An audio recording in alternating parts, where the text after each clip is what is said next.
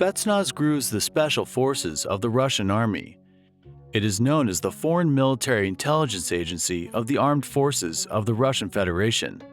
The Spetsnaz group was formed in 1941, the first Spetsnaz force in the Soviet Union.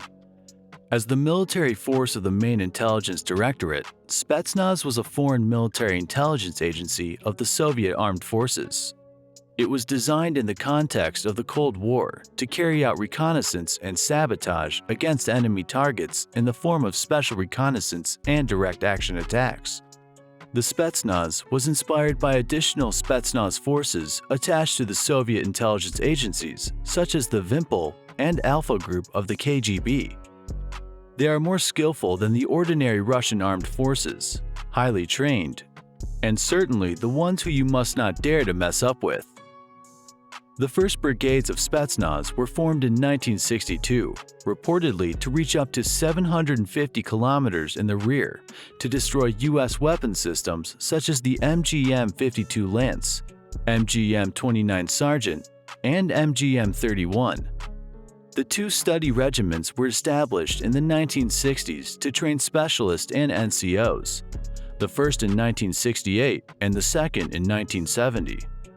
So why are they called the superhumans, and why you cannot overcome these amazing military men?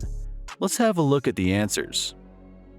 Training that makes the Spetsnaz superhumans. If you are planning to join up with the Russian Special Forces, then you have one mighty hell of a challenge getting through their brutal training regime. You better be ready for literal blood, guts, and the threat of actual death lingering around everyone. The physical and mental requirements to join up with the Spetsnaz are said to be extremely high, so only the best of the best make it into Russian military special forces units, and the rest are left bloodied and broken. It is widely believed that this training is some of the toughest, if not the toughest, in the entire world. Number 1. Inflicting a lot of pain. The trainee has to go through severe pain to become a part of Spetsnaz. The common expression for all Spetsnaz special force groups can only be completed after a hopeful recruit has already undergone the basic level of the military training required of a standard soldier. It also involves inflicting a lot of pain, and we mean a lot. Think the worst pain you have ever felt, and add a sergeant named Dmitri kicking you in the groin with a steel-toed combat boot. If you are hoping to join a Spetsnaz unit, you would better not be the sort of person who cries when you stub your toe or get a paper cut.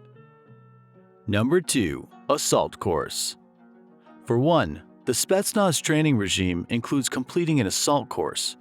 It sounds easy to listen to about an assault course. You may think that everyone gets through this assault course. You may also think that a little mud will never hurt you. But you might think twice about taking your turn when the instructor starts shooting at you with live ammo. If you thought that was as bad as it gets, maybe you will fare better in the martial arts classes that you are also required to cut. After all, that's all done on comfy foam mats to break your fall, so you wouldn't possibly get hurt doing this. Think again. You are wrong if you are thinking the same. These are not the kind of martial classes you normally take at your gym. These are Spetsnaz classes that make a man a superhuman. Number 3. Nasty stab wounds. Here, no foam mat is going to stop you from getting a nasty stab wound. And if you don't cut, it's probably because you gotta cut. It should come as no surprise that these approaches to training have resulted in a number of recruits trying to join Spetsnaz units instead of receiving some real serious injuries during training. So many of the soldiers having any aversion to accidentally being shot or stabbed decide to stay out of it. But on the other hand, who joined this for force thinking this is a real thing made for them? Number 4. Sleeping in lavatories. No member of the Russian Special Forces will shoot or stab you unless you mess up their order. Stories about Russian Special Forces training are nothing if not intense. According to a former Russian army officer, young recruits are often driven out in the mud barefoot and made to sleep in the lavatories. They would be beaten with belts, slippers, and spoons, anything suitable for pain.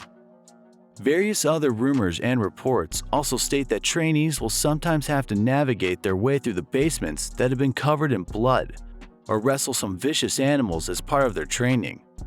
This all paints a pretty unappealing picture, sounding more like something from a horror movie than regimented military conditioning. We are not sure how many vicious animals or blood-filled basements a Russian Special Force soldier will encounter on the job, but processes like this are all about desensitizing the potential applicant to violence, fear, and disgust, typically to make them a better killer or a superhuman. Number 5. Killing. And speaking of the killing, it is another skill supposedly taught to the recruits hoping to join the Spetsnaz units, is the ability to kill their enemies with a shovel. Not quite the kind that you would use in your backyard. Every Russian soldier is issued a small instrument called a saperka, which is designed to be used for digging trenches. Of course, they are encouraged to use this small shovel as a close-range combat weapon, or even to throw it with enough force and precision to kill an enemy combatant. Number 6. Fight dogs.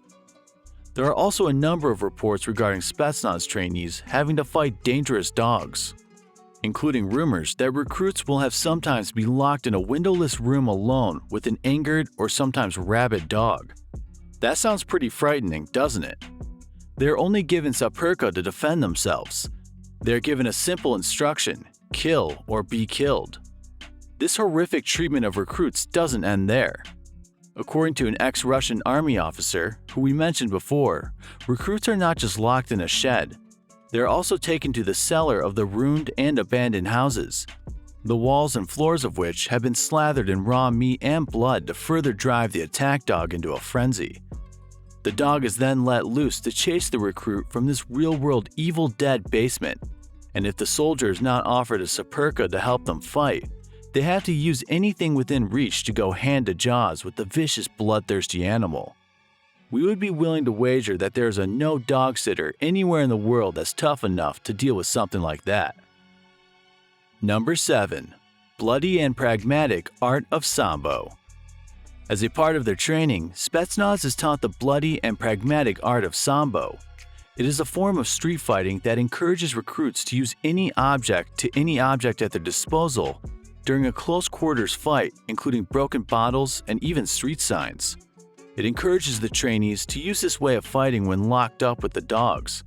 But it is not just that these soldiers have to worry about. The primary goal of Spetsnaz training is to push each recruit to their maximum threshold, both physically and mentally, and then drive them even further. Number 8. Secretive Operations. Trainees are taught to develop their skills in infiltration to prepare them to undertake some of the more secretive operations that the Spetsnaz undertakes. It's not all bloody basements and saperka tossing.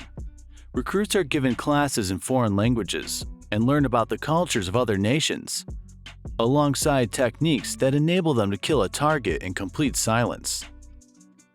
Number 9. Parachuting.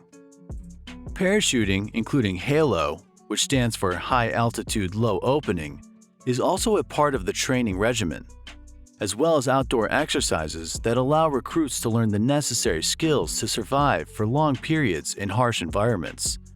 Additionally, Naval Spetsnaz is taught an even wider array of specialized skills.